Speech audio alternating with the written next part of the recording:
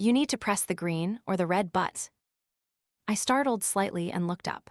The employee was younger than me, and I felt a pang of empathy seeing the tired, exasperated look on his face. Oh, sorry, I was a bit distracted. He shrugged, offering a small smile. It's all right, sometimes reality is overrated. I nodded, pressing the green, accept button on the card machine. Many things really were like that. My heart beat a little faster as I heard the receipt printer whir. This was the first time I'd used a card or anything with my name on it in almost a year, even though the last name I was currently using was fake and unconnected to my past. The feeling of exposure still made me uneasy. I'd used cash for months, and when Rachel first suggested I get a driver's license and open a bank account, I'd resisted. The people I was running from, the ones who had imprisoned and killed the other Rachel, were probably in a very distant world by now. That offered a little comfort, but only a little. I didn't know exactly what they were capable of. I couldn't rule out the possibility that they could track me down, even here. But that wasn't even my biggest fear. The problem was I shouldn't be here. This world wasn't mine. Even though most things were similar, and even though every day with Rachel felt like a gift, I also saw it as a wonderful dream from which I'd sooner or later have to wake. There would come a time when Solomon found me. Or if not him, then there was a chance something else, similar to the organization he served, existed in this world. And if not them, what else? Because even though nothing had happened for a long time, deep down I never stopped feeling watched, hunted. I was like a deer sensing danger but not knowing where it came from, unsure if staying put or running was best. And the thought of running, it terrified me. Because if I ran, I'd have to leave Rachel so that danger wouldn't find her. Every day I asked myself if I was being selfish, if my love for her, her presence in my life, was blinding me, preventing me from recognizing the danger I was inadvertently putting her in. Especially if my instincts. I suddenly coughed violently, clutching the receipt. The symptoms were getting worse. The pain, the weakness, the coughing, and the aches returned every few weeks. At first, I tried to convince myself it was just a cold or allergies from living in a new place. But when Rachel started to worry more, I tried to hide how bad it was when it flared up. But now, it was much worse, and in the last few months, I had been forced to admit to myself what I had always known. This was no fleeting illness. It was what Solomon had planted in me, a small piece of the tree that had saved my life and helped me find Rachel. And just as it had killed the other Rachel, now it was killing me. Rachel wanted me to remove it. For months now, I wasn't exactly sure why. Perhaps she didn't like the idea of something we didn't understand being inside me, or perhaps she had realized I wasn't very good at hiding how bad it got each time it flared up. At first, I kept putting it off, undecided. But a few weeks ago, when she brought it up again, I knew she wouldn't let it go this time. We had our first argument. Finally, I was honest with her and with myself. As much as I wanted to get rid of it, I still had a feeling that if she took it out, I might die. And if I didn't die, I would lose any help when things went wrong. Because I could still feel it inside me, and thanks to it, I saw and felt things more clearly. Unlike the other Rachel, I didn't have her abilities, nor did I see visions, but I was sensitive to certain things. And even though I didn't fully understand it or control it, it made it difficult to deny the increasingly clear premonition that something bad was about to happen. I wiped my mouth, waving my hand at the employee to signal, "Don't worry, I'm fine, just..." I frowned. What was that word? Blushing, I forced a smile. "Sorry, I must still be. I know what I want to say, but I can't articulate it." I was always a bit clumsy with words sometimes, but lately it was worse. It could be due to the tree fragment inside me, but I didn't think so. It felt like something else was wrong. And then it came. I dropped the machine, my bag spilling everywhere at the supermarket exit, looking to see who had just whispered that. There was no one there, though I wasn't very surprised. I recognized the voice that had just echoed a melodious sequence of sounds, full of images, emotions, and cryptic ideas. But I understood enough. Coughing violently, I pulled my phone from my pocket. I needed to call Rachel, tell her to run, before it was too late. My fear awoke before I did. It wrapped its arms around me, whispering in my ear that everything would not be okay. It made the last moments of sleep chaotic, and instead of trying to stay in the dream, a confusing mix of nightmare and anxiety, I forced myself awake. Everything was still all right, or if not all right, at least temporarily acceptable. We were still safe now, and Thomas was gone. Blinking a few times, I reached for the empty spot beside me in bed, then looked around the room. I didn't see him, and there was no sound from the kitchen or living room. Our house wasn't large, and Thomas was always considerate, keeping quiet if I was still asleep. Usually, I only needed to listen for a bit to know if anyone was awake in the house, but I didn't feel him now. A cold, lonely feeling enveloped me, and being awake didn't dispel the anxiety as I had hoped. This sense of unease wasn't new. Ever since Thomas appeared through the tunnel and helped me escape the basement, I often had a fleeting feeling of unreality, a confusing sensation, as if a needle had pricked my heart, reminding me that this couldn't be real. It was too good to be true, it wouldn't last. Over the past year, I had learned to ignore those whispers most of the time. Everything was very real, and being with Thomas was truly wonderful, and at the same time, the most authentic thing I had ever felt. As for how long it would last, in my mind there was always a ticking clock, counting the days, hours, even minutes. It beat in rhythm with my heart and whispered with that needle-like voice that every moment I had with him, I would have to repay the tree fivefold.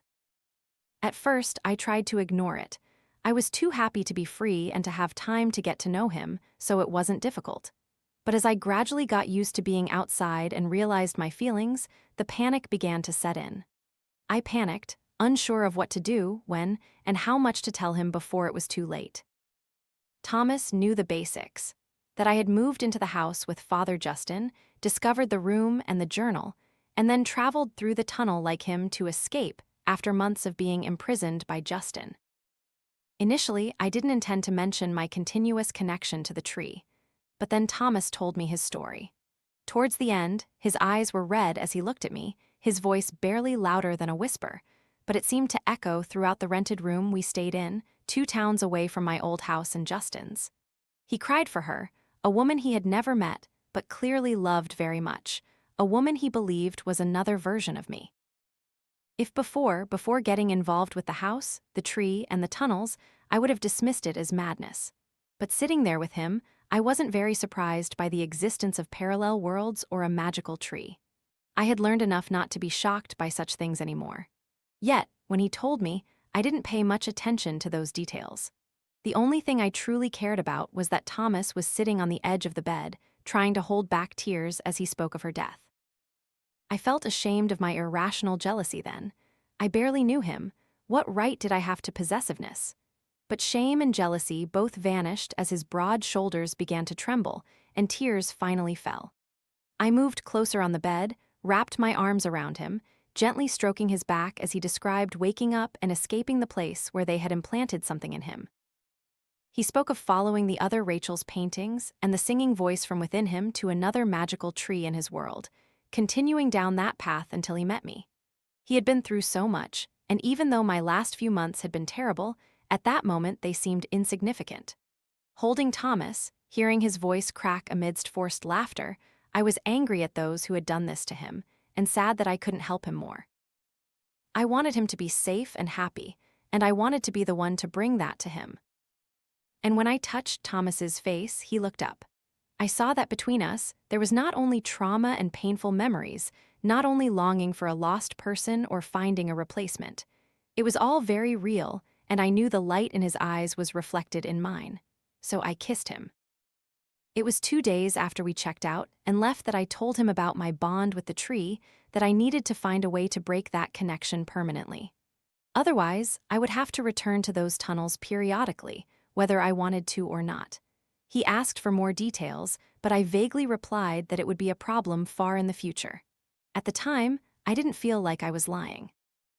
But a year had flashed by, and I could only rely on Justin's honesty and the tree's consistency that I had about another year before it pulled me back. Listening intently to see if Thomas was in the house, a terrible thought occurred to me. What if I had already been pulled into the tree, swallowed whole? What if it had pulled the entire house into its roots to make me more comfortable? Could that happen? I wasn't sure. But I saw a yellow sticky note pasted next to the bed. Thomas's scrawled handwriting made me smile before I had a chance to read it. If you wake up, I went to the grocery stone store. I'll be back soon. My smile faltered slightly.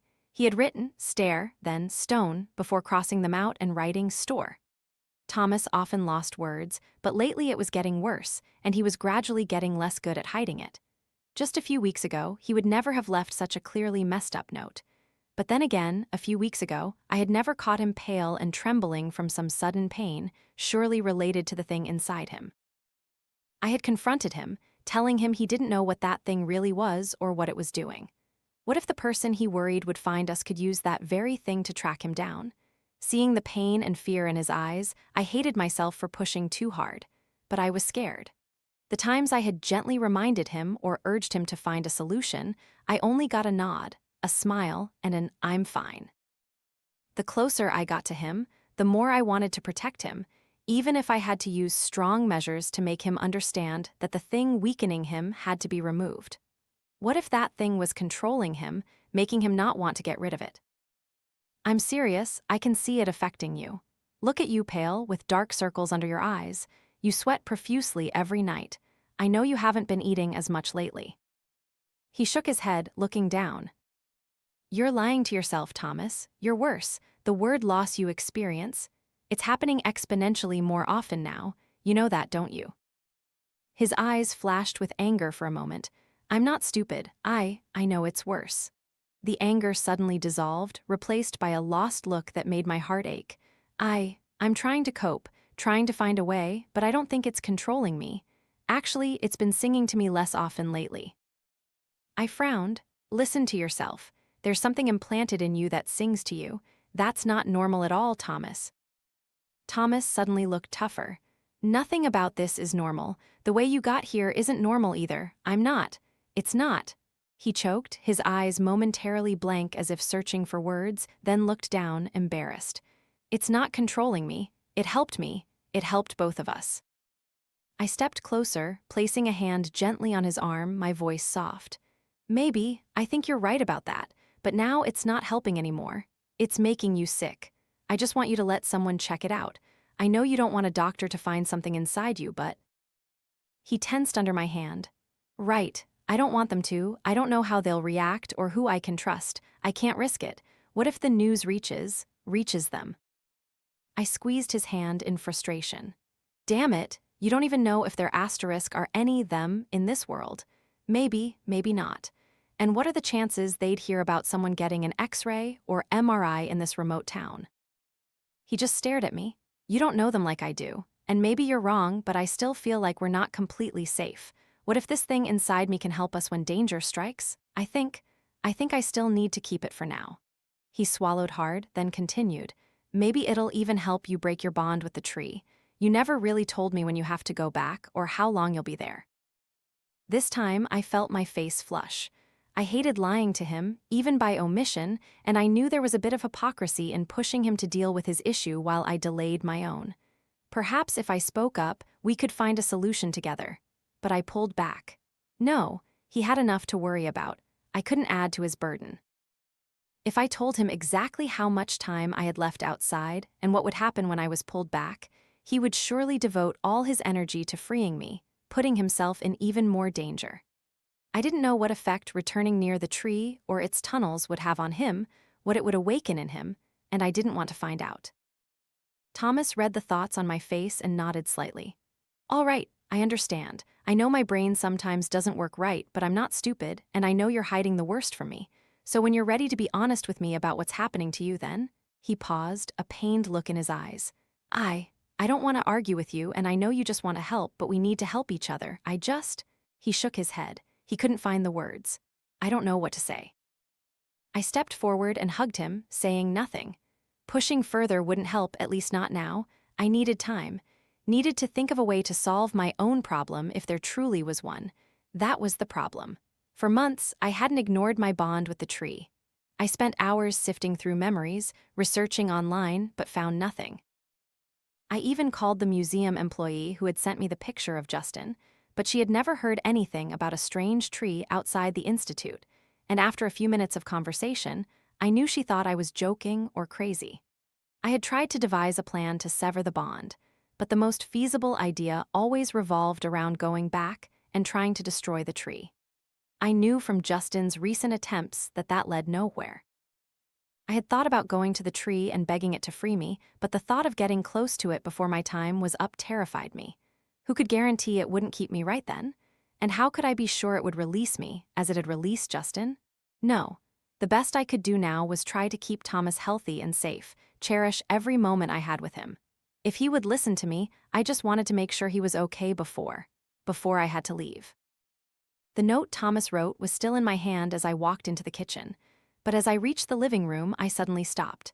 Something was moving on the front porch, appearing and disappearing, now a part of Thomas's shoulder, now the swing chair where he sat. He was back. My heart gave a little lurch as I changed direction and headed for the front door. He was looking vaguely out at the yard, as if lost in thought, but when he saw me, he turned and smiled. "Hey." I smiled back. "Hey, I just read your note. I didn't hear you come back. You went and came back?" I saw something fleeting cross his face, then he nodded. "Yeah, I'm back. How are you?" My stomach churned with anxiety. Something unusual seemed to have happened. "What's wrong? Are you not feeling well?" "I'm fine, just woke up so still a bit groggy. Did you find everything you needed at the store?" He looked at me for a moment, then nodded again. "Yeah, found everything."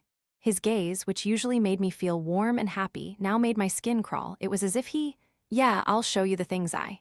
He paused, no longer Thomas. The person in front of me froze, having only half risen from the chair. When he looked up, his smile suddenly twisted into a stiff, dead grimace. Damn it! The charade was exposed too quickly. Open up, damn it. I stared intently at the brick wall, as if focused gaze could penetrate that barrier by sheer will. I had placed my hands on the dark, man-shaped outline a dozen times, feeling for a searching root segment or a yielding rock slab, anything that would allow me to slip back into those strange tunnels one more time. But there was nothing. There had been times I was sure the tree wasn't finished with me. Why else would I be compelled to return again and again? But it seemed now that it didn't even need me. It had moved forward with my own help, and I understood enough to know that any demands I made of it now would be futile. And why would I want to go back to the tunnels? To try and kill it? To reason with it? To threaten and beg it for what I wanted? Or perhaps there was another reason.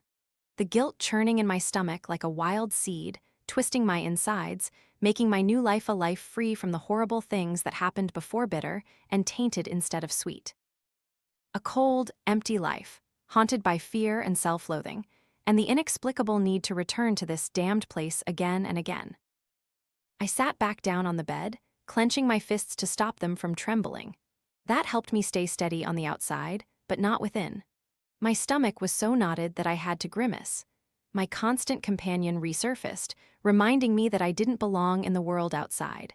I had bought my so-called freedom with money that wasn't mine, only to announce that I would never truly escape.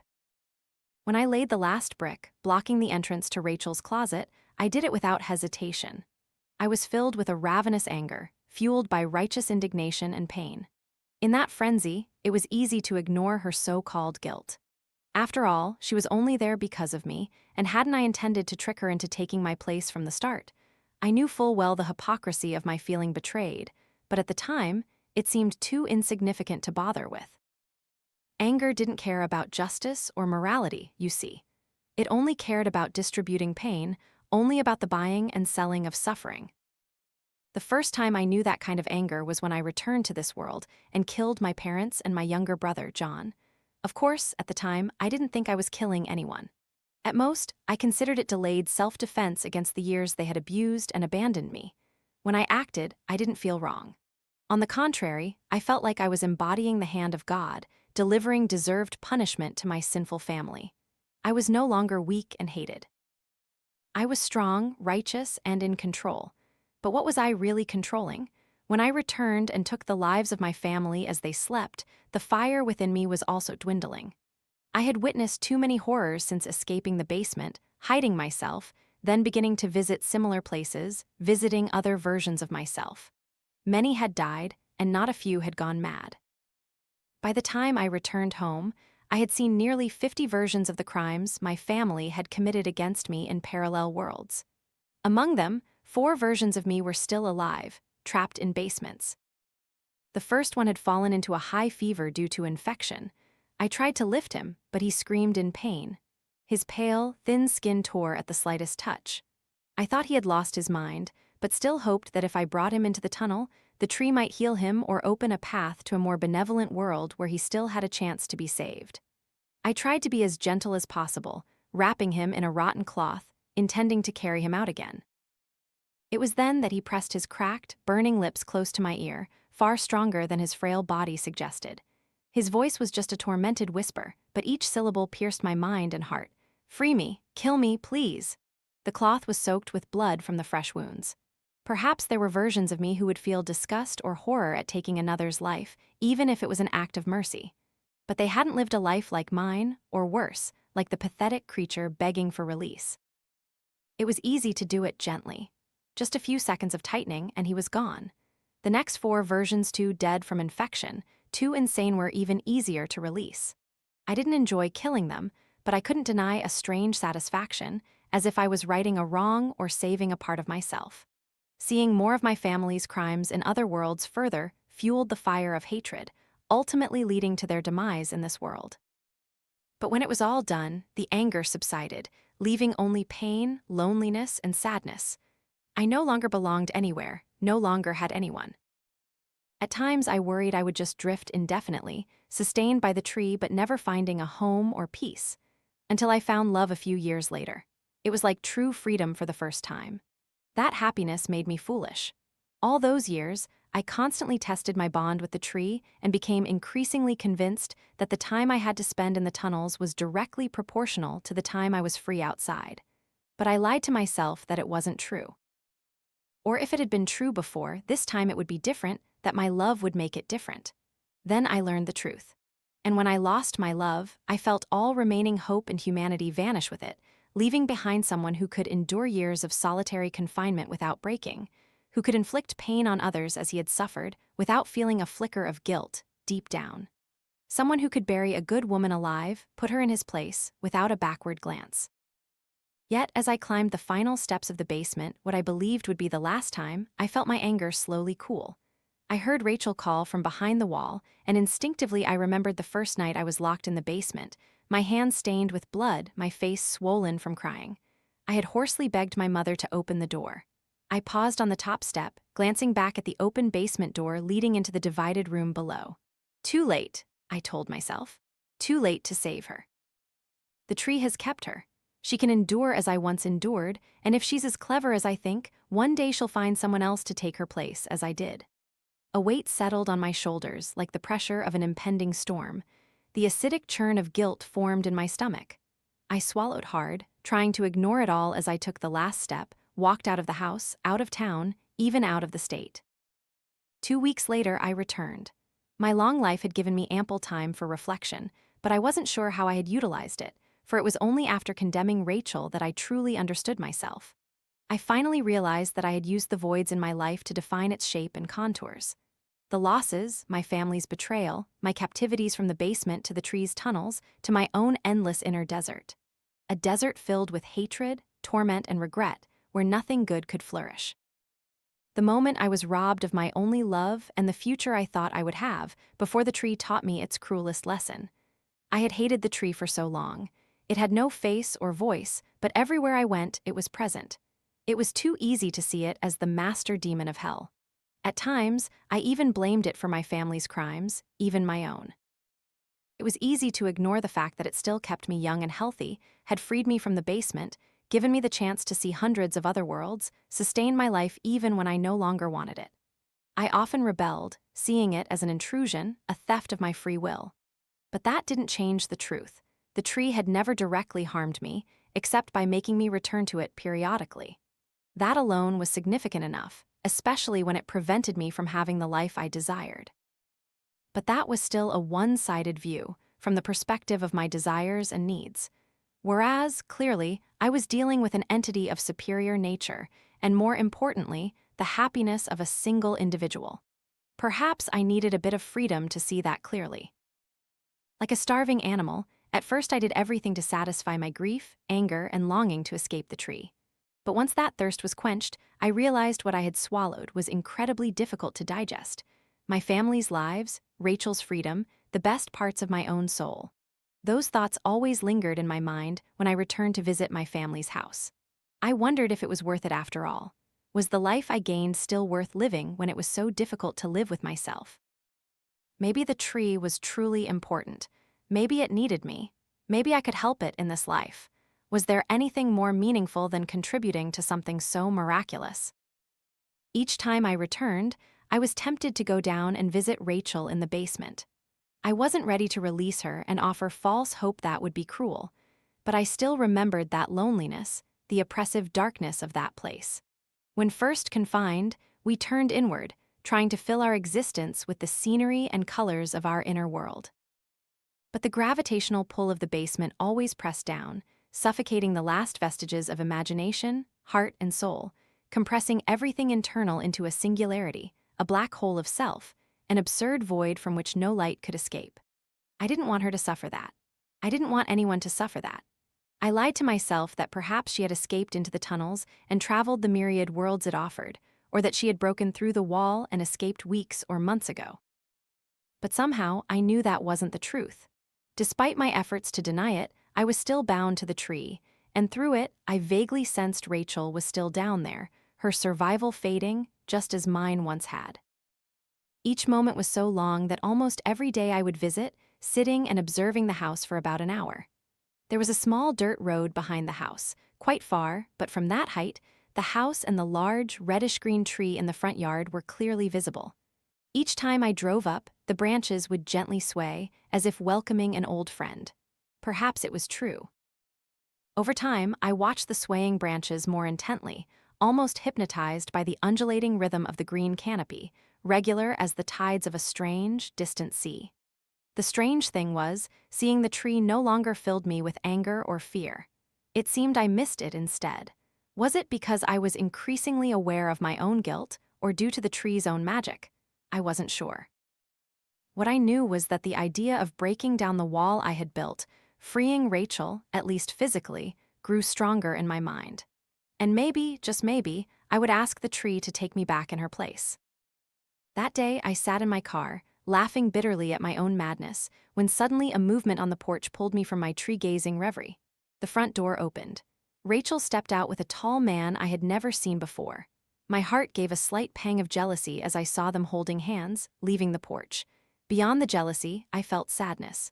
A part of me had thought that if I freed Rachel, it would be my path to redemption from guilt. But now that opportunity was gone. I watched them stride towards the road, presumably heading into town. My mind was a whirlwind of questions. Where did that guy come from? Who was he? Was Rachel safe with him? How ridiculous that I was worrying if she was safe, when from a distance I could tell they were very comfortable walking together, regardless of their relationship. The sight reminded me of a past moment, the brief life I once had, the gentle yet complete joy of love. I buried my head in the steering wheel. What should I do now? Was that enough to stop hating myself, to stop lingering at this grave of the past? Could I finally be free? As I drove away, I didn't look back at the tree. But the next day, I returned. I did it for myself, not for Rachel. And besides, I doubted anything significant had changed. The tree wouldn't let her go easily. That meant whatever life or freedom she had was probably temporary. Despite what I had told her, she would surely lie to herself that the tree's rules didn't apply to her, that she could run from it or defeat it somehow, just as I had. It would take time for that hope to be crushed. On the other hand, it meant she still shared the fate I had imposed on her. But at the same time, it also opened up hope that I could save her, and through that, save a part of myself. My legs trembled as I descended into the basement for the first time since that day. The air was thick and oppressive.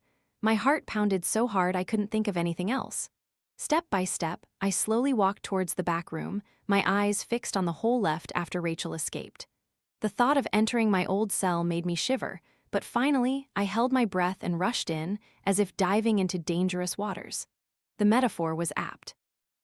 Despite the years, I still clearly felt the strange underworld behind that wall, the pervasive sense of unease and danger. The worlds it led to, would I dare?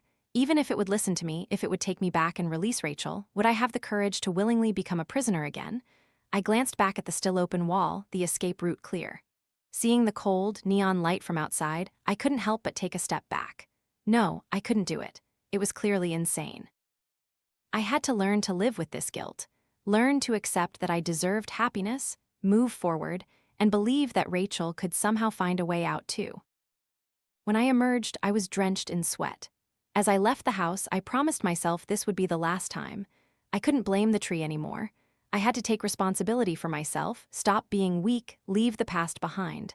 But those words sounded hollow. 3 days later, I returned, sitting in the same spot, watching the house.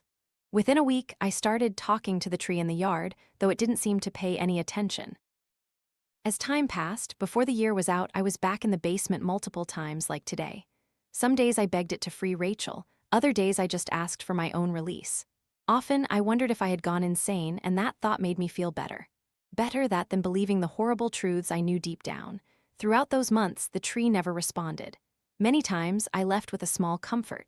After all, I had tried, hadn't I? Tried to make amends, to atone. If it didn't answer, perhaps that was a sign I was truly free, and I should free myself from the cold grip of guilt. Enough, I told myself. It has to stop. Yet I still returned, just like today, still begging it to open the wall, to talk to me, to give me a sign. I even offered a sacrifice, the most precious item in my life. The pen John had given me long ago, as if returning it to that dreadful place to prove I was ready to repent. But it was all in vain. And as always, I left filled with anger, frustration, and self-loathing. I slammed the car door shut as I got into the driver's seat. Even though I had parked far away, the walk back hadn't calmed my temper at all. I was just wasting my time. Never. Another car roared down the driveway, coming very fast. The sedan on the left was badly dented and scratched, perhaps recently. Judging by the distorted parts, the car screeched and braked to a halt, and I startled with worry as I recognized the person getting out. If I wasn't mistaken, it was the man I had seen with Rachel about a year ago. Yes, she was there too, being dragged out of the driver's seat, not looking like she was willingly following. What was going on? Was he bringing her back to the tree? Had she tried to trick him into taking her place and been discovered? Everything was a mess, illogical. He was much taller and stronger than her. He barely had to exert himself to drag her onto the porch, despite her struggles and resistance. And she was resisting weakly. Did she have a plan? Or was it not what I thought? Or, anyway, did I really want to get involved? It seemed they were arguing on the porch. He appeared to be demanding something she wouldn't give. Perhaps keys, because suddenly he turned and kicked the door hard, forcing it open, before dragging her inside, out of sight.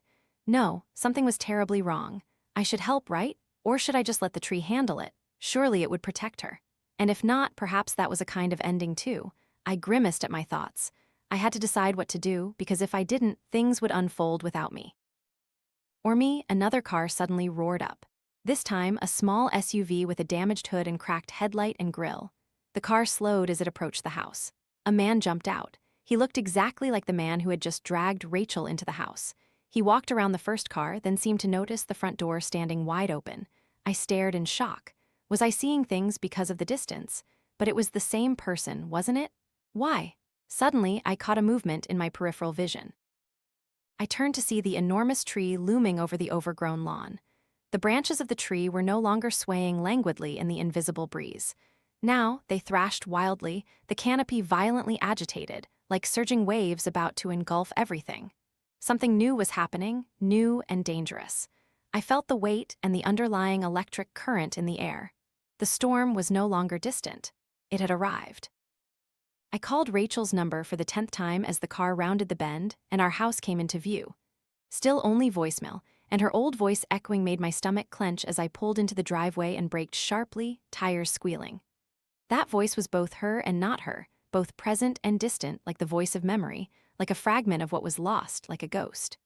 Gritting my teeth, I flung myself out of the car, running towards the house, frantically looking around for anything out of place. Nothing seemed wrong outside. I told myself I was probably overreacting, or perhaps my illness had warped my mind, making me paranoid. Maybe I really should be. Inside, it was chaos. Furniture overturned, many things shattered on the floor. A trail of destruction stretched from the front door to the side door I had just entered. There had been a struggle, or at least a violent confrontation. I didn't see blood, thank God, but a part of me knew that meant nothing. I had never seen the other Rachel bleed, yet she had been easily killed. I searched throughout the house, then the yard, then returned inside. I tried calling her again, and this time I could hear her phone ringing from her bedside table, where she had charged it last night. Lord, what now? Call the police. Useless, not with our situation. The chances of this attack not being related to Solomon or the person who had held her in the basement were very small. Even so, perhaps they could help find her before it was too late, before I failed to protect her once again. I shook my head, stepping outside. No. This was not the time for panic or self-blame. I had to calm down, think slowly. All right, assume this isn't a random attack or kidnapping. Then it's highly likely the culprit is Solomon. If it's Solomon, why would he take Rachel? Because he wants her to remain imprisoned by the tree. So where would he take her? Most obviously, back to that very house, to her closet.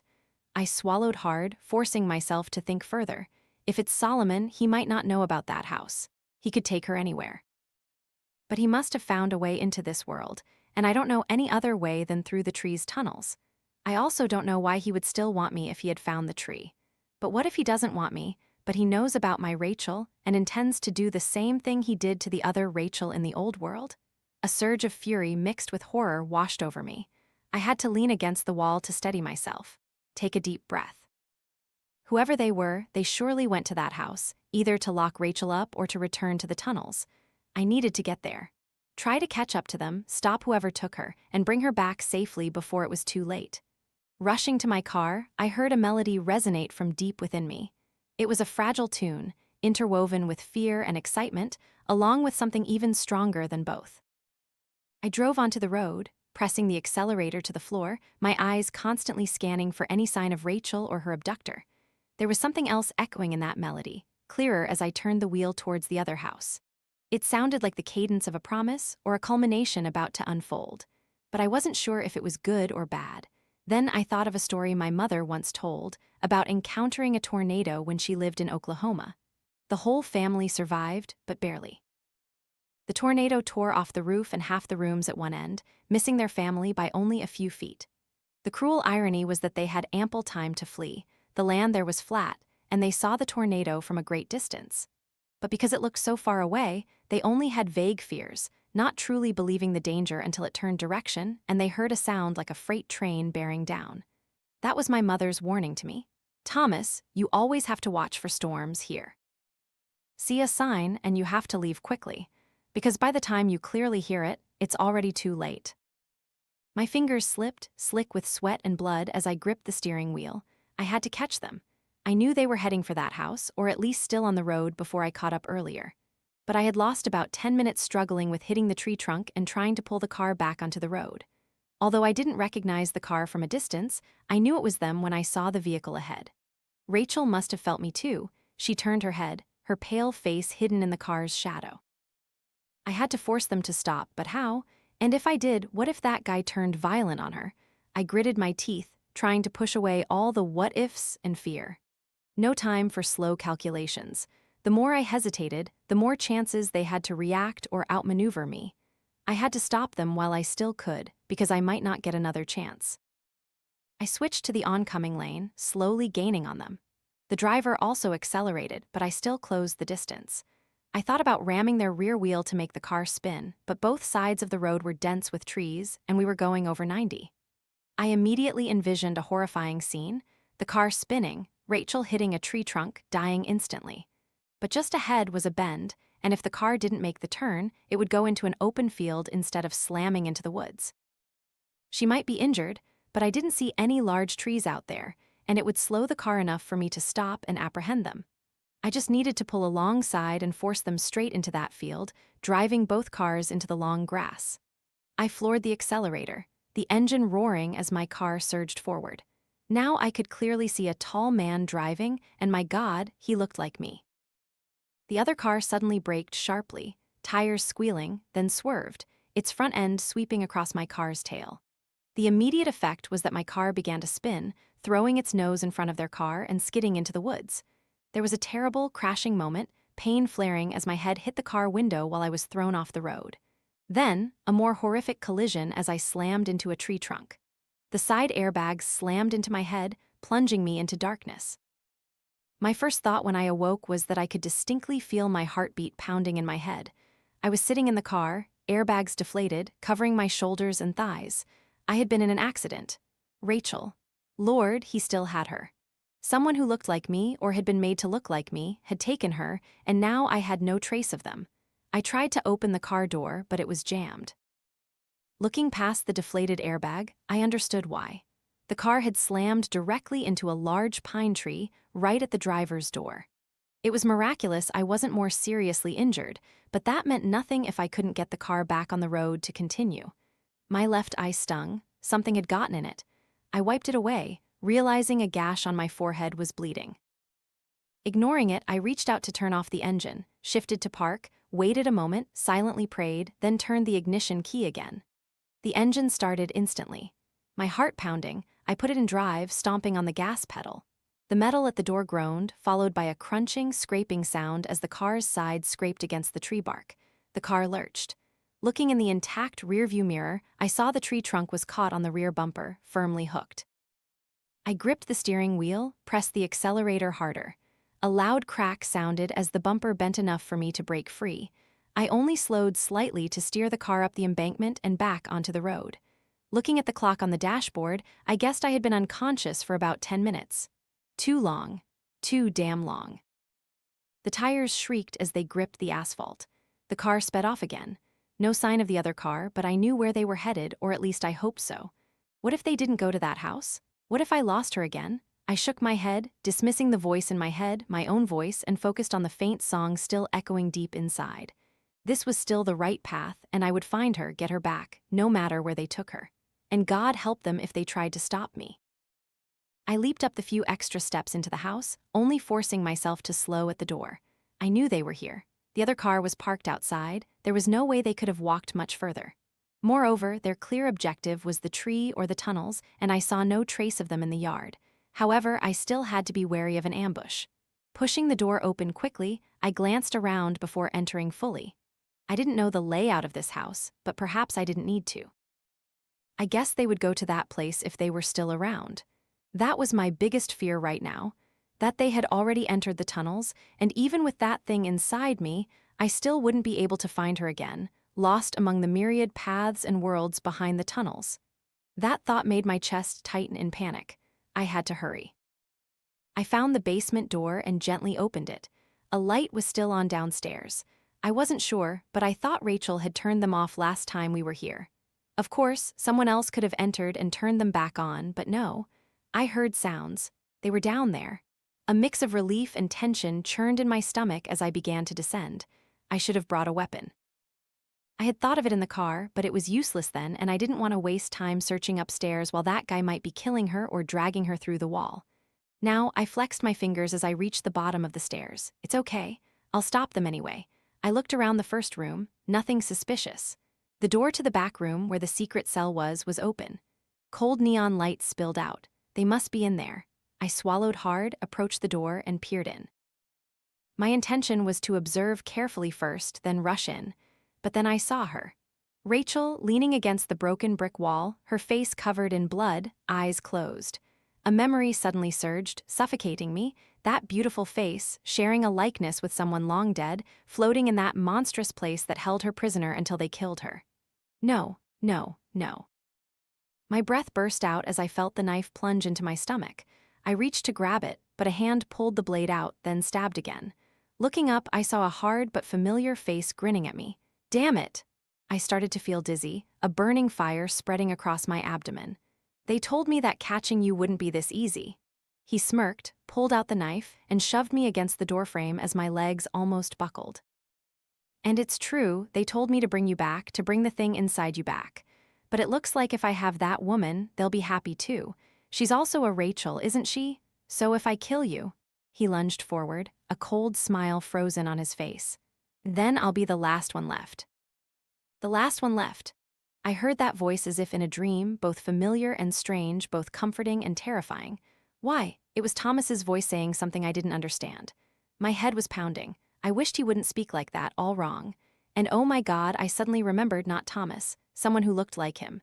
He had brought me back to the house, back to the tree. I argued, convincing him he shouldn't do it, while also looking for an opening to attack or escape. But perhaps he detected my intent to resist, or he decided it was time to silence me to carry out his plan.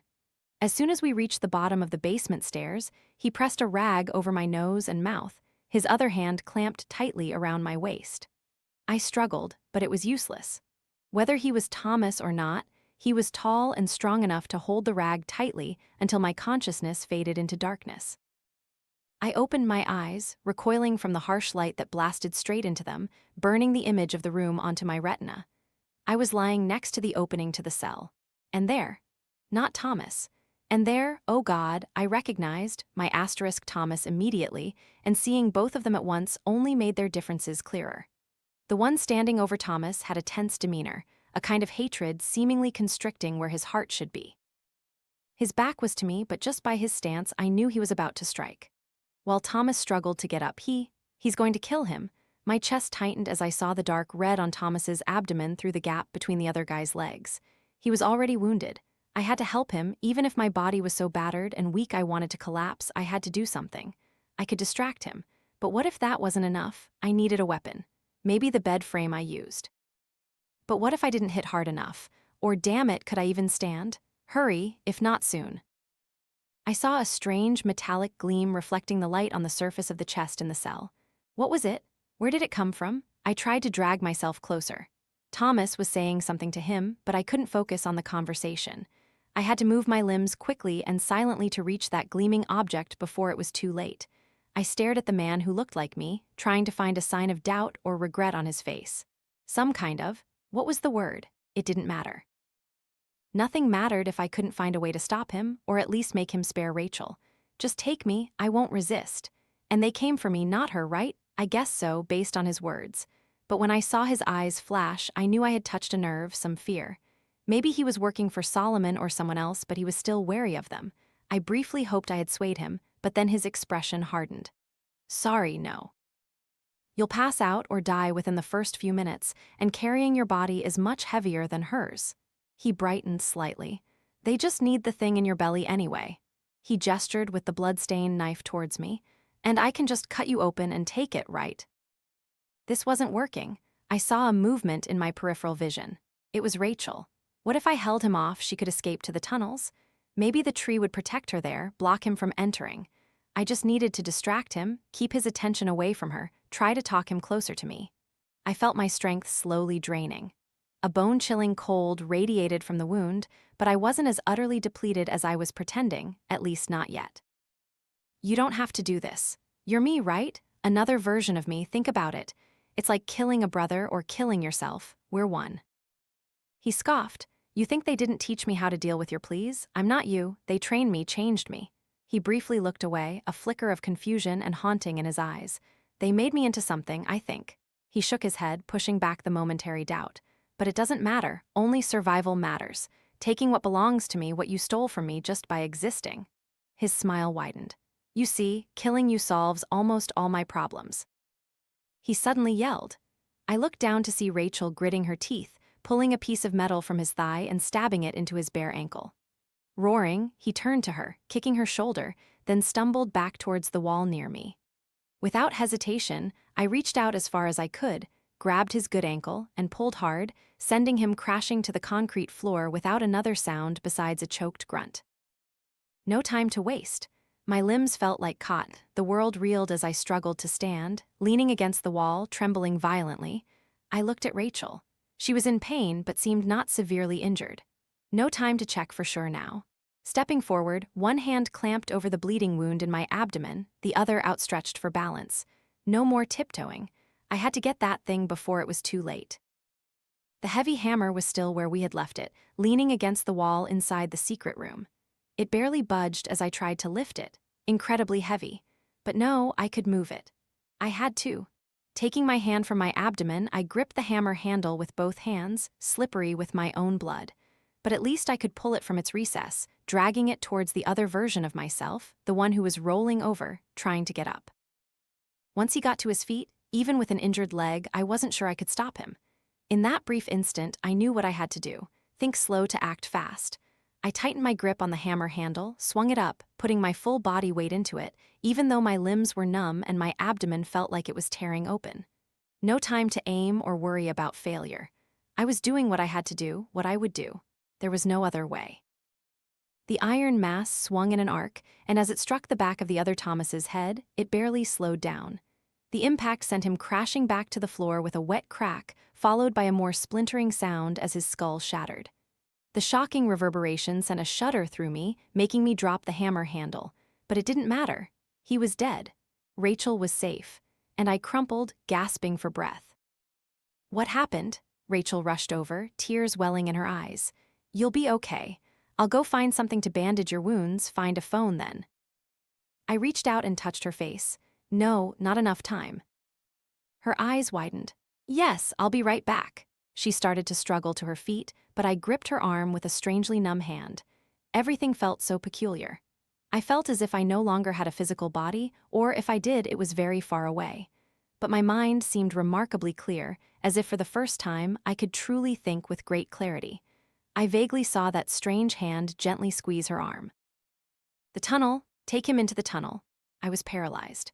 As I helped Thomas into the tunnel, I never worried that it wouldn't open for us, and the fear of walking on those endless, glowing pathways now seemed insignificant because everything was overshadowed by the horror that gripped my heart. Then it began, when I saw the spreading bloodstain on Thomas's abdomen, and it became clearer when I looked directly into his face. He was dying, and he knew it. I didn't question entering the tunnel. I knew the tree had the ability to prolong life, prevent hunger and aging to some extent, so hoping it could heal or at least keep someone alive wasn't entirely unreasonable. Moreover, Thomas always had strange intuitions. Whether due to the thing those bastards had implanted in him or something else, I had learned not to underestimate them. So we entered the tunnel. Thomas tried his best to assist me. He was practically crawling on the floor, while I used all my strength and determination to pull him.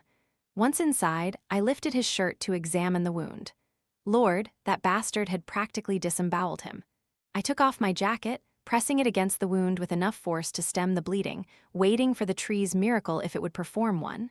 Or maybe. Thomas seemed to pass out for a few minutes. His breathing was initially raspy, then gradually evened out before he suddenly opened his eyes.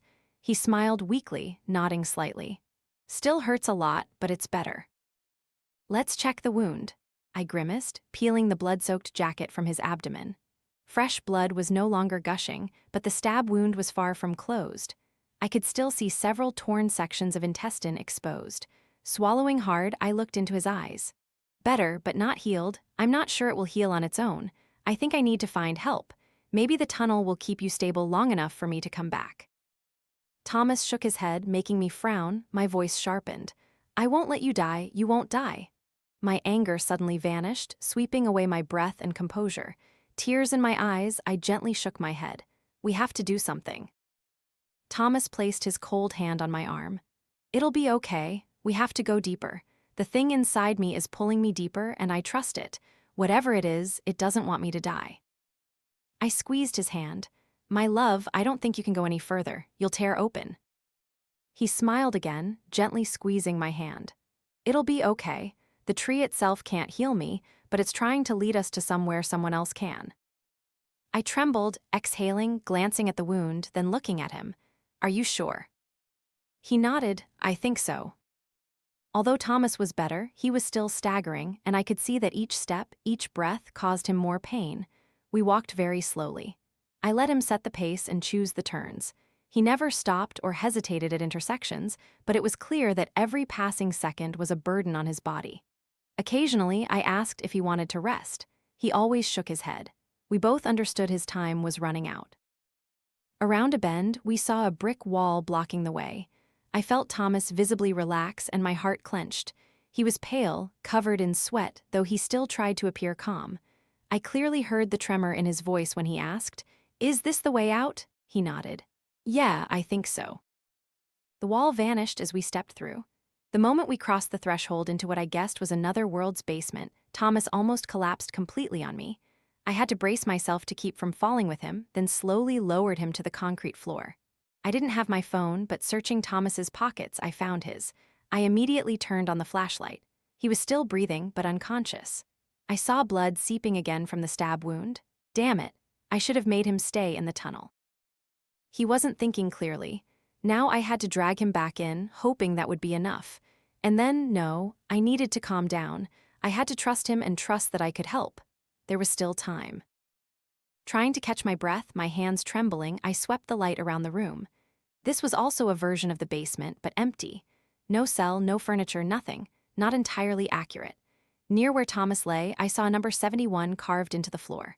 Oh no, no, no, a fresh wave of horror rose. I knew this place.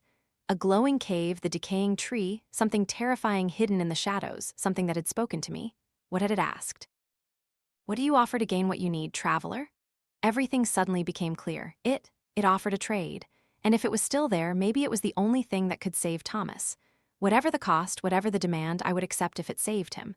I bent down, kissed him in the darkness, whispered that I loved him, then moved to the other room to go upstairs. A cold, pale light seeped down, making me shiver from both the cold wind and fear. But it's okay. I'll do it for him. I'll do anything. My throat was raw and stinging as I called out, I'm here. I want to offer to get what I need. For a long moment, there was no response. I looked around the house. It was similar to what I remembered, but this version of the tree looked worse than before, as if a poison had spread through its roots, gradually reaching its trunk and branches. In the distance, in the enormous cave, I saw tunnels crisscrossing, and there, I thought I saw two glowing blue spots in the distant darkness. I staggered forward a step, intending to call out again, when a hand touched my shoulder. I gasped, spun around, and almost fell backward.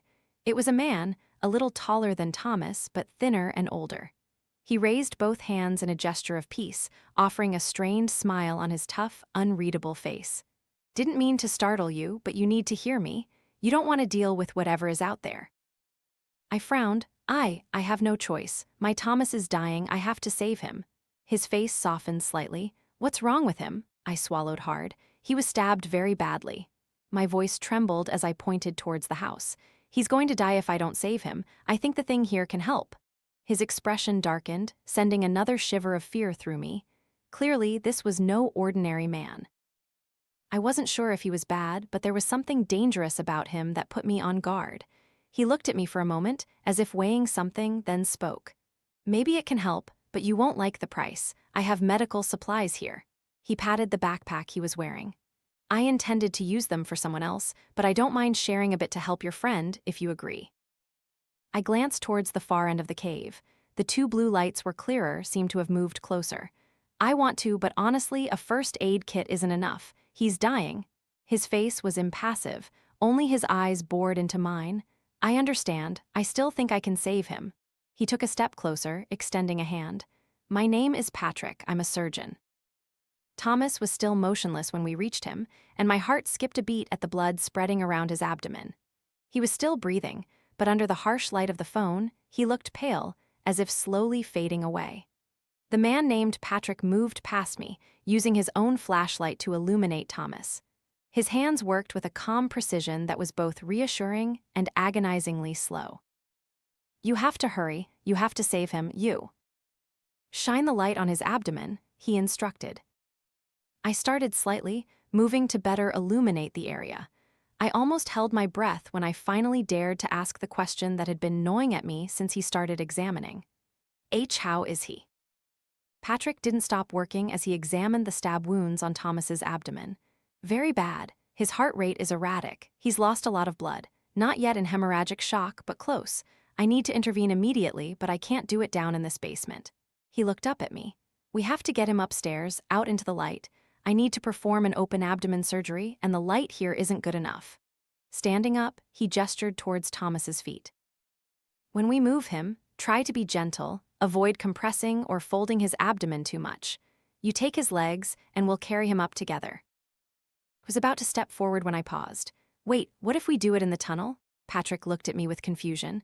There's a tunnel. We came here through a tunnel that opened from that wall.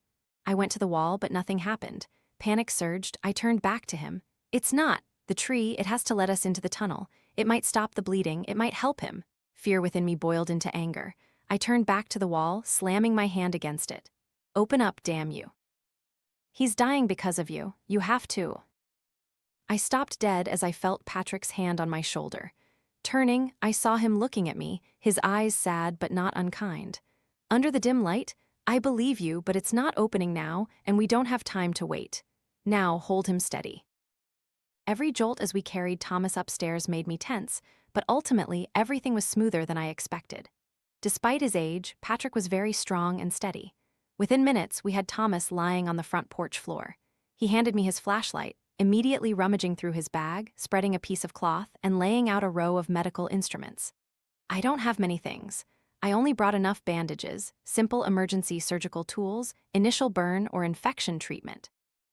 Space is limited. I also had to pack food, water, other things. He paused, looking up at me. Listen carefully now. Turning back to the row of instruments, he pointed to them one by one: scalpel, hemostats, surgical clamps, syringe, retractors, needles and thread, PDS sutures. Rolling up his sleeves, he looked into my eyes again. You hold the light where I need it. Hand me what I ask for. Occasionally, you might have to use the retractors. Spread the wound wide, understood. I took a shaky breath and nodded. I'll do whatever you need. He gave a small smile. Good, let's begin. Time seemed to both stretch and contract as he worked. I was still afraid Thomas wouldn't make it, but that fear receded, partly due to Patrick's movements. He moved cleanly, confidently, showing he knew what he was doing, even though I didn't understand. The other part was because I had to focus on doing my part correctly, shining light where needed, handing him instruments when he called, retracting the wound when necessary. Even though the air in the cave was cold, sweat still poured down my back. Then suddenly, Patrick stopped, glancing at me. There's something inside him that's not at the wound, but nearby. Could be an implant, but it's unusual. Are you sure he was just stabbed with a knife? I swallowed hard, nodded, and there's no sign the knife broke or left any fragments. I shook my head again. He frowned. What do you mean by that thing? I glanced at the decaying tree in the distance. There's a tree out there. It's a part of the tree that exists in many worlds, maybe all of them. Last year, those bad people captured Thomas. They implanted a piece of that tree in him. Maybe you're feeling it. Patrick looked at me intently, then nodded slightly. I see. He was about to fall silent when Thomas weakly lifted his hand. Take it out, take it out. His hand then flopped down, eyes half closed. Patrick checked Thomas, then turned back to me. I can try, but with his current injuries, perhaps it's better left alone, if it's been in him for so long. It's killing him. I still looked at Thomas, my voice sounding much calmer than I felt. I think we both knew that for a long time, but he also thought he had to keep it for some reason. Maybe it's for now, I don't know. Either way, it has to come out. I looked up at Patrick. If you can remove it without making him worse, please help. Patrick thought for a moment, then nodded. He's temporarily stable. 4 perforations through the peritoneum, 1 liver puncture, 2 colon punctures, but the sutures will hold for now. I'm just afraid his body can't handle any further intervention, but it sounds like we have to intervene. He turned back to Thomas. Hold the light. Let's see if we can get that thing out. Not to be nosy, but why are you here? We sat on the porch steps, looking out at the dark cave that served as the yard for this version of the house. It sent shivers down my spine, not just because of the withered tree beside us, nor the bizarre sight of the cold, glowing cave, but also the constant feeling of being watched, an itchy sensation at the back of my neck, as if unseen eyes were fixed on us. Perhaps it was the very thing that had spoken to me when I first came here. Either way, I had the impression Patrick had willingly entered here, prepared. Sitting with him in the cold darkness, waiting for Thomas to wake up, I couldn't help but wonder who he really was and what brought him here. Patrick shrugged slightly, his voice strangely calm. It sounds strange, but I'm just passing through. There's a cave, looks like a normal cave from the outside, but it's not. It leads to this place, and from here to other places, where I believe my grandson is being held. My eyes widened slightly when I heard about the cave entrance. Then can we take Thomas out through that cave? I know the tunnel seems to help him, but if the cave entrance is closer. I stopped when I saw him shake his head. It's hard to tell directions in this place, but I'm sure the cave entrance is about 10 miles away. He needs rest after I've stitched his wounds. He's lost a lot of blood, so he's exhausted. If your tunnel really has the ability to help, it's best to go back there. He exhaled, turning to me, his gaze serious. But let me be clear, Rachel, I'm happy to help. Given the multitude of possibilities, our meeting here surely isn't a coincidence. I think I'm meant to help him in some way, and I'll stay until we're sure he wakes up and is okay. After that, you're on your own. I've sacrificed too much to get here, to find a chance to save my grandson, Jason. Now I can't lose everything. He reached up, gently rubbing his mouth, letting out a weary sigh. I hope you understand. I gently squeezed his arm. I understand. I'll do anything to save the man lying there, and he's done everything to save me, so I understand and thank you. I don't know if it's fate or the tree or what else that pushed us into this damned cave at the same time, but I'll never be able to repay this kindness. Offer a sacrifice. I stopped mid-sentence, feeling Patrick's arm tense under my hand. Even though the word resonated in my head, he clearly heard it too. My heart pounded. I stared intently into the cave, hoping to see an empty space, or at most, a few faint blue lights in the distance. Instead, I saw a horror crawling towards us on the rocky floor. Its head was like a stretched, deformed skull, two sharp cheekbones gripping two flickering indigo flames, above a jagged mouth filled with glass-like spines. Its pale, almost translucent skin, splotched with dark spots under the dim blue light of the cave, stretched from its head down its slender but muscular body. Its long arms had black nodules like bone or rock at the fingertips. Its body was an unimaginable abomination, made even more absurd as I looked lower. Its torso ended in a tangled mass of flesh. From this pile of flesh sprouted four sharp bone scythes, hooked downwards, gleaming as they dug deep into the rock face, allowing the creature to advance. I started to jump up, intending to pull Thomas towards the basement, but Patrick held my arm, squeezing gently. Looking at him, I saw him subtly shake his head, his eyes never leaving the creature that had stopped a few steps from us. Are you here to offer what you need or to ask for safe passage? Its luminous eyes were unreadable, but I had a feeling it was looking at me, not Patrick. I didn't know how to respond, or if I should even try when it spoke again, that icy, sharp voice making my skin prickle with pain. Or are you merely an intruder? I had to think. It mentioned safe passage. If I had to offer something to leave here in peace, I would accept. If it wasn't enough, I would pay more, as long as Thomas was returned to the tunnel. If that still didn't work, maybe the scalpel Patrick left could buy a moment for him to get Thomas away. The chances of defeating this 10-foot-tall monster were almost zero. At least I could buy time. But first, I had to talk. I want to know what it wants for all of us to pass safely, all of us. Its eyes momentarily dimmed, then blazed brightly again. So, what do you offer for passage? Damn it, I turned as I heard Patrick speak, seeing a mix of anger and sadness on his face as he slowly stood up. The safe passage I paid for includes the right for my friends to be safe, and they are these two. He gestured towards me, then pointed to Thomas on the porch. They are the friends I choose. Patrick briefly looked at me, then turned back to face the monster. By our agreement, I extend that safety to them. The creature's eyes glowed as it focused on the old man, its voice filled with venom. Very well, traveler, your safe passage is complete. No one will be harmed. Just don't linger too long.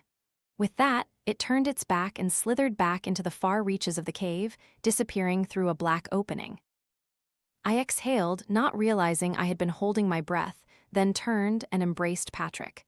Thank you so much. I don't know what it wanted, but I was ready to give it anything to save him. And you? I gave a shaky laugh, releasing Patrick. Patrick smiled faintly at me, but a worried look lingered in his eyes. I frowned.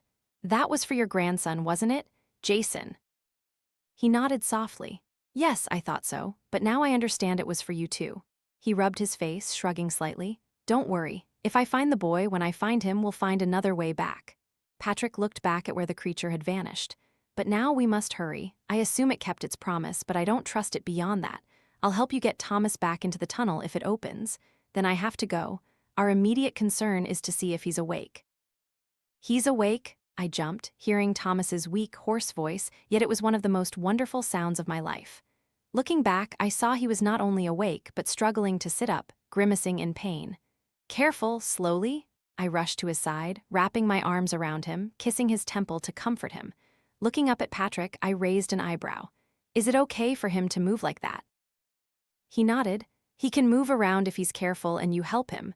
But don't delay. You need to get him home quickly and to a hospital. The magical tunnel can't replace medical treatment. Patrick offered a hand to Thomas to help him try to stand. The wall opened before we even reached the cell, as if the tree wanted Thomas back in the tunnel as much as I did. Or perhaps it only cared about what we carried. Thomas, now awake, used his shirt to wrap the object Patrick had removed from him, carrying it with him. I felt its weight in my jacket. A reddish wooden fragment covered in tiny green shoot sand shivered at the fear coiling in my heart. That cut branch was a reminder that we weren't done with the tree, and it hadn't let us go. Nevertheless, at least for now, I felt relieved. Although I was on edge every time Thomas took a step, fearing he would collapse or hemorrhage again, he seemed lucid and not fully recovered, but strong enough to walk. As we reached the tunnel's threshold, Patrick released him and stepped back. He looked at the gentle yellow light emanating from the opening. Wonderful. Do you two know the way back? I frowned slightly. Not exactly, but we'll find a way. He and I will find the right path. I shone the light from Thomas's phone onto the concrete floor next to Patrick, where numbers were carved. These paths lead to many worlds, many versions of the house. Some are numbered. This one is 71. We just keep going until we reach number 1, then we'll be back home. Patrick raised an eyebrow. Is that so? I'm not sure your world coincides with mine, but if it does, and if we both make it back, please contact me and let me know. He handed me a crumpled card that read Jagger Solutions in thin black letters. This phone number is no longer in use, but the email still works. He began to step backward. You two go on, I didn't finish speaking before Thomas suddenly stepped forward and embraced Patrick. At first, I thought he was hugging him out of gratitude for saving his life, but then I realized Thomas was whispering in his ear. I didn't hear everything clearly, but it seemed he said a number, 26. Patrick nodded when they released each other, then gave me one last smile before turning and heading towards the stairs, his eyes reflecting a thoughtful concern. I intended to ask Thomas later what he had said, but for now, the important thing was to get out of this place, back into the tunnel. As we stepped into the golden light, I felt Thomas growing stronger and stronger. He still held my arm for balance, but not out of weakness, and several times I had to remind him not to walk too fast. Do you know where you're going? I tried to temper my hope. I had escaped from 7 to our world once, and I could do it again, but I wasn't naive enough to believe it would be quick or easy. Do you still feel that intuition now that the branch piece is out of you? Thomas paused, smiling down at me. Although he was much better, his forehead was still covered in sweat after a few minutes of walking and talking. No, I don't think so, but there's something else. I'm not sure what it is. It feels like I'm guessing, but I know I'm guessing right. Thomas frowned. Sounds stupid, doesn't it? But I believe it. I nodded. Okay, let's just go slow. Don't overexert yourself. Then we'll find our way out and get you to the hospital as soon as possible. He squeezed me gently with his recovering arm. I'm fine, and I think I know the way. We continued. Each time we reached an intersection or a fork, Thomas would pause for a moment before choosing which way to go. After a long while, I started to feel him become heavier on my shoulder. He was getting exhausted, and I worried he might further injure what Patrick had patched up. I was about to make him rest when I suddenly saw an opening ahead. I glanced at him. Is that the exit? He smiled and nodded. Yeah, that's where we need to go. Thomas picked up his pace. This time, I indulged him. As we crossed the threshold, I had to carefully pull him from falling, but I think we made it. Outside in the car, I would drive him to town, to the hospital, but this wasn't the basement. In fact, it wasn't any basement. I had been here before, a large chamber filled with roots, at its center a charred, torn platform of branches that Phil or Justin once called the heart room. My heart stopped. I looked at Thomas. He showed no surprise or disappointment. His eyes were perfectly lucid as he scanned the room. My heart clenched as I heard a voice behind me, Phil's voice, Justin's. On the contrary, Rachel, you are exactly where you need to be. I saw fear and anger on Rachel's face as she stepped in front of me, her body tense, hands raised. Something gleamed through a scalpel, golden in the air's light, stained with my remaining blood from the surgery the doctor had performed. I gently placed my hand on her shoulder, squeezing lightly. Rachel, it's okay. Everything's okay. She turned her head slightly, giving me a scowl, but still not taking her eyes off the man she had once known as Phil, then Justin. How can it be okay? You need to get out. You need to go to the hospital.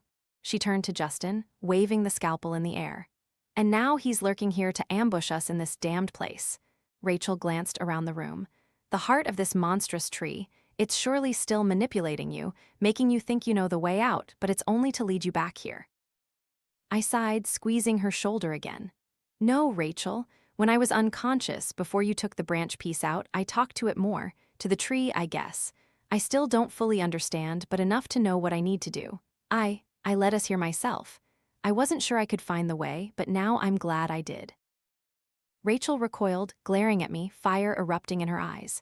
"You're glad? You're actually glad? I don't know what this tree is doing to you, but we don't have time for this nonsense. We have to go, you need treatment."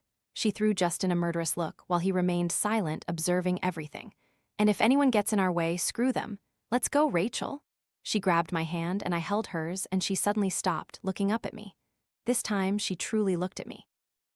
I guess then that she could clearly see I wasn't confused or controlled. I was terribly wounded, and even with the tree's help, my abdomen still burned like fire. But at the same time, I felt more clear-headed and more myself than ever before. Despite everything that had happened, despite my fear that something even worse might be about to unfold, I still felt a strange excitement and pride in that moment. Since I was a child, I always felt like a piece of flotsam drifting down a river, clinging to any leaf or branch that floated by, just hoping to hold on and find a direction, never sure where I was drifting or why, only certain that I had no control. When I was young, it wasn't so bad. My mind wasn't too vague then, and my parents were my leaf and branch. They guided me, prepared me for life. They did well until they were gone. I lived alone, worked at a record store, starting as a salesperson and moving up. I had an apartment, a job. That was my leaf and branch. Though sometimes lonely, it was enough. But it wasn't just that. Deep down in my mind and heart, I always felt myself slipping, whatever my problem was, whether in my brain or not. It wasn't just slow reflexes or forgetting words. It was like standing in a pool of weak acid, unable to escape, just waiting for it to slowly eat away at me. That feeling made me incredibly scared. I was always confused when I couldn't think clearly, had to force myself to calm down, think slowly, remind myself that just because I wasn't as quick as someone else didn't mean I was less than them. But this was different. It slowly grew heavier, and I felt my life shrinking, felt myself becoming smaller. The few friends I had, I gradually pushed away. I just went to work, then came home, then went to work. Most of my free time was spent buried in books, trying to cram in what I wanted to learn but didn't have the courage to pursue formal education. Trying to cram more into my head so that acid fog wouldn't consume everything, wouldn't strip away my identity. But it was a losing battle from the start, not only because the fog craved the words in my mind, but also because I was hiding from life, afraid to take risks, as afraid of living as I was of dying. Now I remembered a poem I had read years ago. If anyone had asked me yesterday, I probably wouldn't have remembered what it was. The poem was about a man regretting how he had lived, feeling ordinary and empty. He said he had measured his life in coffee spoons, and reading those lines, sitting in the record store on a break, I felt like he was describing me perfectly. So when I saw the new job advertisement, I took a gamble, for higher income, yes, but also to try to do something meaningful, to push myself into a new corner of the world, a new leaf or branch outside my comfort zone, hoping to resist the terrible pull that kept squeezing me into a tiny, meaningless dot. Then I met her. Everything changed, though at first I didn't realize it. It wasn't just having a new job or being captivated by the mysterious woman on the security monitor, but that I cared about something more than I feared taking risks or feared a part of me wasting away. I loved that thing more than my fear of myself or fate. And thanks to that love, I found my way through the fog, back to myself. Rachel, the tree needs someone, and I know too. For years, it had Justin, then it was your turn. Now I think it's my turn, I want you to. Her eyes welled up. No, damn it, no, you can't sacrifice yourself to that thing, whether for me or for anything. I'm ready to stay here and pay my debt, and when I get out, I'll be with you if you want. You can even visit me, damn it. She wiped her tears. I tried to ignore it, hoped it would go away, so foolish, but I was just too happy and… Rachel shook her head. But no, I won't see you there. You have to be healed with or without me, and you deserve to be happy. And she fell silent as I stepped forward and wrapped my arms around her. It's okay, Rachel. It's okay, my love. I love you more than anything. You make me happy, and this helps you escape it and helps the tree too. I'm proud to do it. She looked up, her face a mix of conflict and anger. I gently nodded. I understand you think I'm being manipulated by the tree, but I'm not. I simply understand it better. It's important, very important, and it needs help. I gestured towards the tunnel we had just come from, towards the cave. That tree there has rotted away, and there are many other places that are also under attack. This heart room here is burned, making it harder for it to defend itself. I smiled faintly at her. Until now, I reached into my jacket, pulling out the branch piece. This new branch piece survived thanks to me and thanks to the other Rachel. It's stronger, strong enough to heal the damage. The tree still needs someone, but it will be better. Maybe I won't have to be in here constantly, and even if I do, at least I know you're safe. Above all safe, it's that important. Rachel stepped forward, grabbing my shirt. Despite everything and despite the tree, I just want you to. I want you out of this nonsense, not deeper into it. She lunged for the branch piece. I pulled it away. Give it to me. If it can help, let me do it. I shook my head. No, this is my choice. You've sacrificed too much in this world and other worlds for this already. I can't. My father once gave me a book of poetry. I spun around to Justin, bewildered. I couldn't believe him. How could he, after all he had caused? But I did believe the tree, in part, and if he appeared, he had a reason. Even so, what the hell was he talking about? Justin smiled faintly at Rachel, then nodded. Yes, sounds funny, doesn't it? I know I have a lot to explain, to apologize for, and saying things like I'm short-circuiting doesn't help, but I don't really have many answers or explanations. This man here, he nodded towards me, seems to understand the tree better than I ever did. He shrugged. Anyway, I vaguely intended to help you when that guy, the other version of you. Justin raised an eyebrow, looking back and forth between me and Rachel. I nodded. I'm Thomas. And that guy, the other version of me, is dead. Justin looked at Rachel, scrutinizing her. She glared but still nodded in confirmation. Okay, I guessed that from the body in the basement and listening to you too. I guessed it, but it's good to ask for clarity. Anyway, I was a bit lost. When I saw you being dragged into the house, I assumed you were in trouble. I hesitated, wondering whether to intervene and help. Then this man appeared. I thought he might be enough to help you, so I waited outside for a while. When no one came out, I went in to check. I didn't find you, of course, but I did find the tunnel open for me to continue. I entered, not really sure what for at first. Maybe to help you, to apologize, I don't know. But I also didn't know which way you two went. I searched for a while and eventually ended up here. He sighed. The tree, it still doesn't talk to me, or can't talk, unlike with him. Justin pointed to me. But sitting here, I've done a lot of thinking. Or rather, I've had more time to think. I've been thinking a lot these past few months. Listening to you two, I see many things much clearer, see myself clearer. And it reminds me of my father giving me a book of poetry. Justin's perspective. My father didn't often give gifts, especially not books. He always wanted me to be like my older brother, like him. I don't know what made him give me that book, but it was always important to me, even when I was locked up 2 years later, no longer having it with me. It was a collection of poems by William Blake, songs of innocence and of experience, and some others. I loved that book, read it over and over until I had most of it memorized. And one of my favorite poems, the one I suddenly remembered today, ironically, was A Poison Tree. I was angry with my friend. I told my wrath did end. I was angry with my foe. I told it not, my wrath did grow. And I watered it in fears. Night and morning with my tears. And I sunned it with smiles. And with soft deceitful wiles. And it grew both day and night. Till it bore an apple bright. And my foe beheld it shine. And he knew that it was mine. And into my garden stole. When the night had veiled the pole. In the morning glad I see my foe outstretched beneath the tree. I have lived too long in hatred, hating the tree, hating my family, hating you, hating everything for the injustices I suffered. I did terrible, absolutely horrible things, blindly believing I deserved to do them simply because I had been harmed, that having suffered evil, I had the right to commit evil, to deceive, to despise, even to kill. Lately, most of my hatred has been directed at myself, however meaningless. I am truly sorry for what I did to you. I regret almost everything I've done. I'm not a good person. Sometimes I try to be good, lying to myself that I am good, or that my wrongs are someone else's fault, the fault of a world that was cruel to me, not my fault.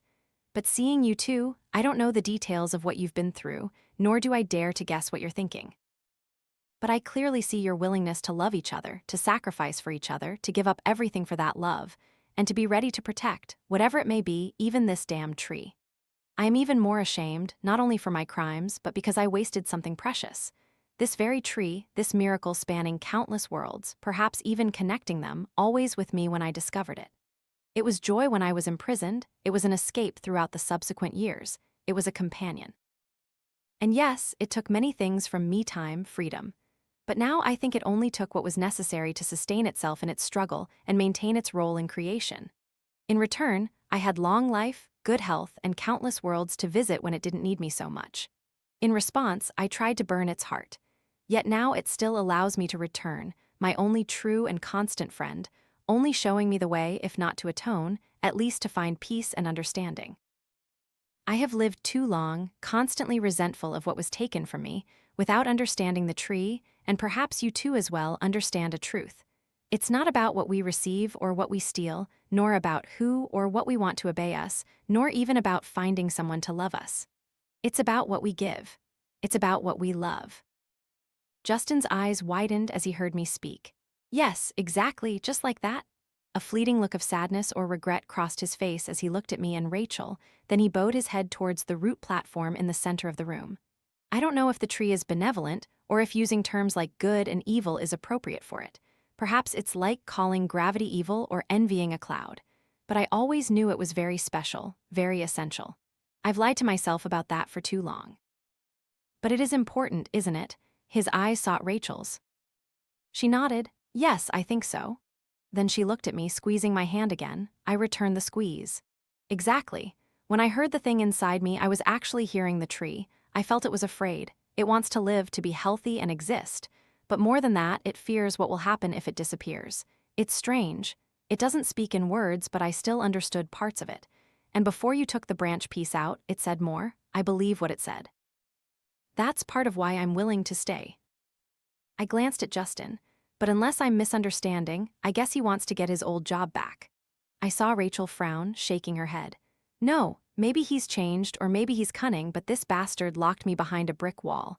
He killed his own family. If this tree is important, there's no way I'd let him manage it. Her eyes welled up again. I'll stay if someone needs to. We'll find a solution, but don't trust him. I turned to her, placed my free hand, not holding the branch piece, on her cheek, slowly wiping away a tear. You are too good, too strong. I understand your fear and anger come from everything you've suffered and your fear of losing me. I'm scared too. But even though I can no longer hear the tree sing, I still feel a melody echoing in my chest, a melody connecting me to Rachel and both of us to everything else. Even though I'm in pain, worried, doubtful, or lacking understanding, right here, right now, everything suddenly feels clear, simple, and infinitely beautiful, like a painting I saw long ago. You don't have to trust him. Just trust me. Rachel looked at me for a moment, then nodded. I kissed her gently, then turned to Justin. I'm right, aren't I? You want to make amends, you want to stay. Justin's face lit up. Yes, I do. I handed him the branch piece.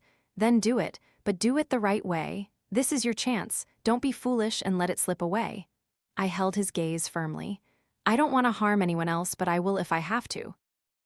His smile faltered slightly. He swallowed hard. I understand, and thank you, both of you. He paused, sweeping his eyes around the room. And thank you, all of this, for giving me another chance. His eyes gleamed. He took the branch piece with both hands, gently unwrapping the cloth. He sighed softly as he touched the twisted bark, then looked up, eyes wide. It really is a part of it. I can feel it. I think I can hear it again. I remember this feeling so much. Turning, he walked to the root platform, placing the branch piece directly in the center of the table's roots. It immediately braided itself around the bark, pulling it in. In just a moment, the branch piece completely disappeared. Almost instantly, I saw the heart room gradually darken in the formerly charred spots. Green shoots had begun to sprout. Rachel hugged me. It worked, didn't it? I nodded, my eyes scanning the room. Yes, it worked. I looked at her. Do you feel different? She pondered for a few seconds, then nodded. I think so. It's hard to describe, but I can feel something has changed. I'm no longer bound. She glanced at Justin. And him. He smiled. It's back with me, this time forever. Justin looked at me and Rachel. You two are still connected to the tree by everything you've experienced, but no longer bound. Rachel nodded. Good. She turned to me, raising an eyebrow. Are we done here? You're still going to the hospital, right? I smiled. Yes. We escaped, and I spent the next 3 days in the hospital.